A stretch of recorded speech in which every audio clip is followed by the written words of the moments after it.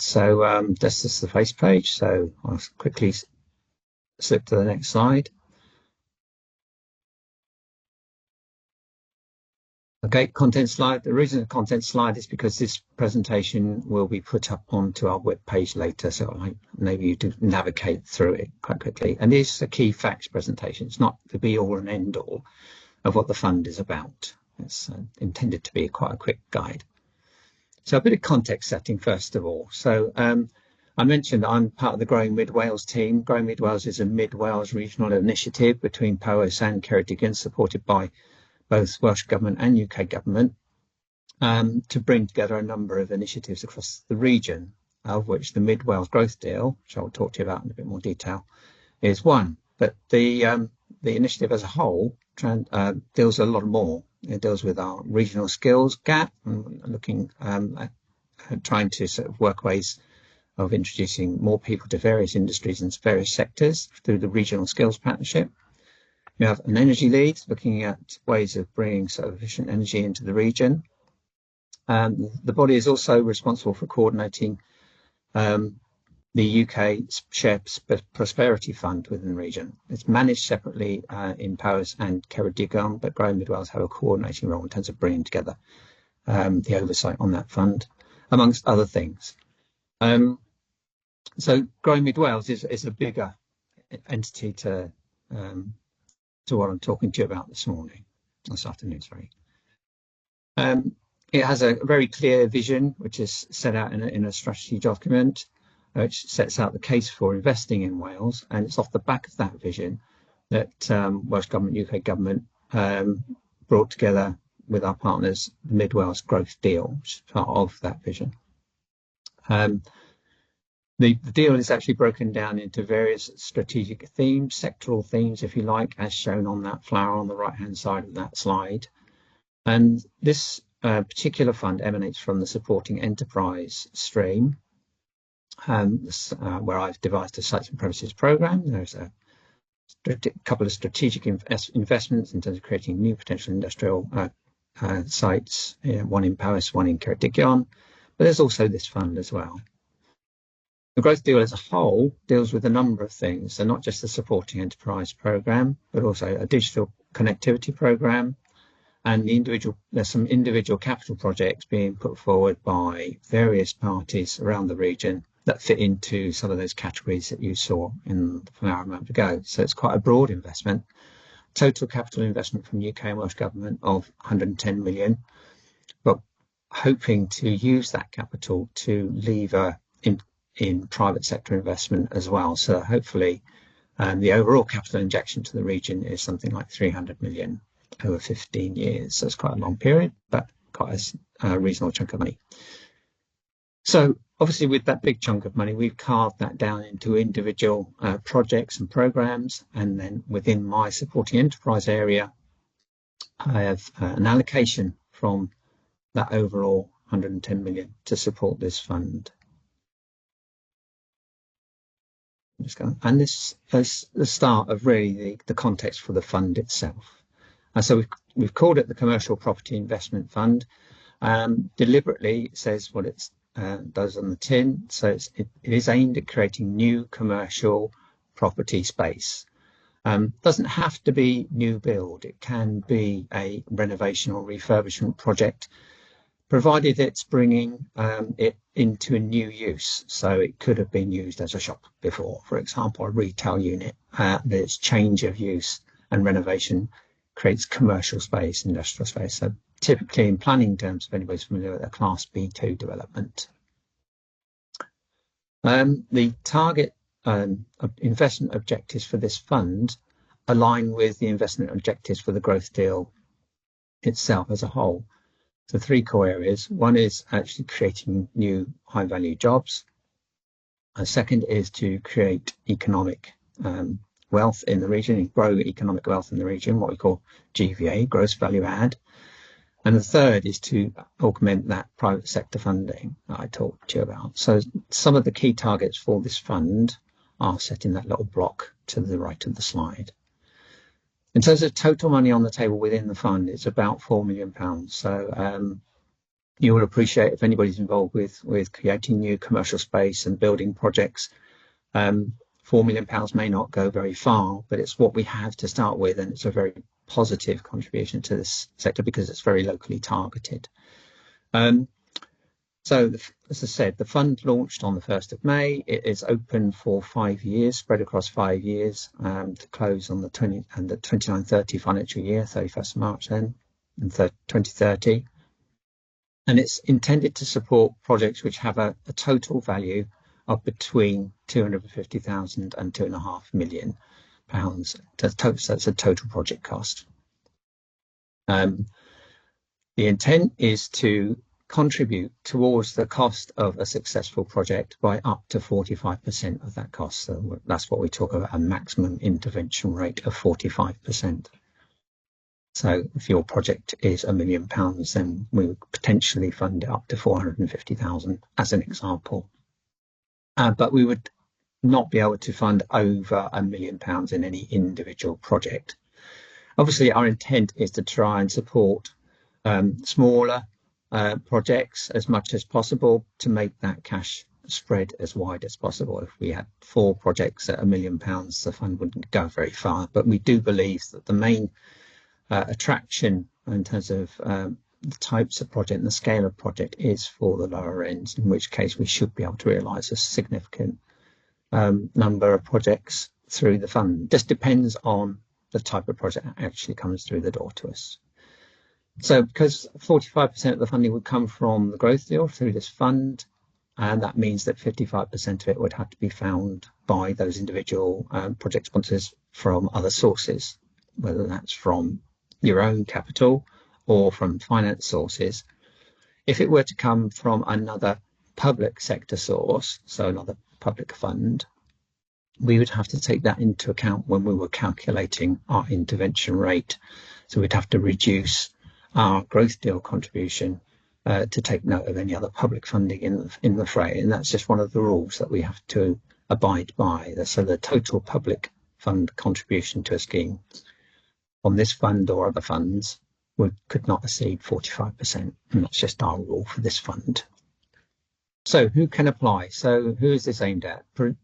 Private businesses that are formally constituted as companies or partnerships in any one of those given sectors. So it's quite a broad range of sectors, really deliberately broad to capture as many budding companies as possible, with the aim really for the fund of actually enabling those companies to grow. So create more commercial space. If you're bursting at the seams in terms of where you are now, you need more physical space. This fund is about creating that physical space, whether that's where you are now on an existing site or whether it's transferring to another site that you have in mind. But anyone within those sectors can potentially come forward under the fund. What it isn't a fund for is for the property development market. So you have to be an owner-occupier or tenant-occupier at the end of the day. You have to be investing in the premises that you're going to sit in. So it's not for a private property developer to come along, develop a load of units and then let them out for profit. And it's also not open to public authorities, local authorities or public bodies or other charities. So it's particularly targeted at the private sector. Okay, so how do you know if your project is eligible? Well, first of all, in terms of costs that can be considered eligible, so that's the first bullet point on this slide. It's a capital fund, so revenue activity, ongoing management activity, or putting together general feasibility studies at the front end of a project are considered revenue expenditure, and we wouldn't be able to support those costs through the fund. This is about capital, so new ventures, but it could include the sorts of items that are in that little bullet point list there, potentially. And we would look at those with you on a case-by-case basis. So I suppose from your perspective, is the fund going to be right for me? There are questions that we've posed which might help solve that conundrum for you. First of all, are you looking to grow? Are you restricted from what you're doing because of an accommodation issue? That's why I'm coming back to that space query that I mentioned earlier on. Will your project respond to our investment objectives? That's really important. So as part of your activity, you'll be asked to demonstrate some performance against those investment objectives that I talked about. earlier. Do you actually require a grant, or can you sort of self-finance? So we're looking at being, as the fund, the last fund of last resort. So we're looking at plugging a financial viability gap rather than necessarily being your prime funder. That's the way we prefer projects to come to us, and we recognise that every project is different, has different needs, but that's our preferred stance. Will your project run for no more than 2 years beyond any grant award? So once you've gone through the process, you're ready to start delivering the actual project itself. If that takes less than 2 years, then that fits in with our criteria too. We want to try and encourage those projects to start, develop, and then deliver within the fund life, of course. So that's one of the reasons for that time constraint. And bear in mind, projects will start at different times. So if you answer to those questions to yourself, yes, then this could well be a fund that will help to support you, and you should potentially engage with. Now, what we say is, first of all, before you start anything, have a conversation with our fund management team. So really important that you have a conversation with us about what you're trying to achieve before you put too much effort in, because obviously it could be that we take a view that actually is not right from our perspective. So always worth that initial conversation. So the application process then. So assuming you had that conversation with John Williams, my colleague, or myself, and we feel comfortable that it's right for you too, we will invite you to sort of engage in the process. So the process has the overall application process 4 stages to it. Open call stage. The open call is currently, for the first part of the programme, is open already from the 1st of May, so you can make those inquiries anytime now. We've created that period for people to come forward and give them a fair crack at expressing an interest, basically. I'll talk to you about timescales in a moment. So then we'll have that conversation. We'll reach a point where we say, yeah, okay, we think it's worth having a crack at, and you might also form the same view in that period of time. We'll engage with you in the viability stage. This is quite high level. What's the viability of your proposal looking like? What's your ideas? How much do you think it will cost? How much finance have you actually got available already? We'll be asking some basic questions during that stage and expecting you to complete an assessment for us. It says on the slide to end of REBA stage 0. Now, REBA is the Royal Institute of British Architects, and they work in construction to a standard plan of work, various stages within a project. Stage 0 is the first stage. It's the viability, the high-level viability. So we're not expecting companies to put a lot of work in to get that information back to us during the viability stage, because it's inherently possible that we will hopefully be able to invite you onto the development stage, but it could be that we have to say, I'm sorry, but it's not quite right for us. So we don't want you to overinvest before you've got a fair chance of success through the process. So the next stage, if you come through that viability stage successfully, would be the development of your project.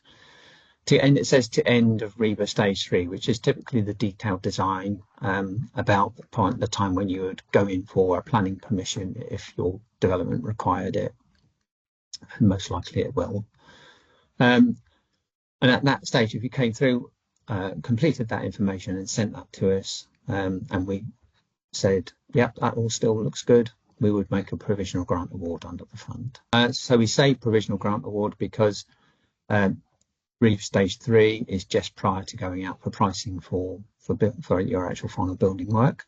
So the actual final cost of the project would not be known, but it will give you, the provisional grant award gives you confidence that this money is on the table, provided your procurement comes out successfully.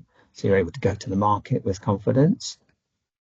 So then you would report back to us at the end of your procurement just to say everything hunky-dory. It's hunky-dory at that stage still, everything's still holding good. We will give you the final grant award. So this is the stages. Now, in between those stages, we have an evaluation panel to look at the proposals that you send to us. So there'll be regular sessions looking at the applications as they come through. And there's some criteria that we apply when we are checking through your proposals. Some of them are pass-fail, so particularly around business credibility or financial standing. Those are obvious ones which are due diligence checks. So if there was any suggestion that we weren't comfortable with that, then we would probably say to yourself, I'm sorry, not sure that this is going to fly for us. We'll tell you that. But we probably wouldn't then go on to assess the remainder of your application. But hopefully, because we're supporting you through each stage, the viability stage and the development stage, we won't get to that. We go on to assess the whole proposal against what we call critical success factors, CSS factors. And I'll come to that in the next slide. You'll see the details of those a little bit. So the evaluation panel that we've established will either recommend you progress to the next stage, you recommend a provisional grant award, or potentially, if it's not right, they will recommend a rejection of the proposals. Slide.